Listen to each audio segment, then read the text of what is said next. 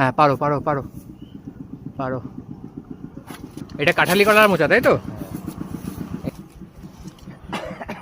আর এই লেবু গাছ থেকে আপাতত এই কটা পারলাম।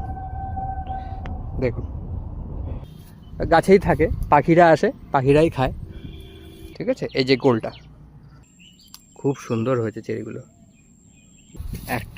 একটাই বড় পেলাম, এটাই পারলাম। বাজারে আবার এই লেবুগুলোই গন্ধরাজ লেবু বলে বিক্রি হয়, কিন্তু এটা গন্ধরাজ নয়। সব ফল যদি আমরাই পেরে নিই তাহলে ওরা কি খাবে? ওরা তো আসবেই না। আর এই দেখুন একটা ছোট সাইজের চাল কুমড়োও হয়েছে। মাল্টা লেবু আর মৌসুম্বি লেবুর মধ্যে পার্থক্যটা কি?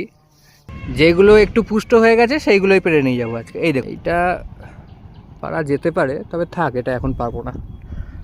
তবে অ্যাকচুয়াল গন্ধরাজ গোলাকৃতি হয়। দেখুন সাইজটা দেখুন একবার।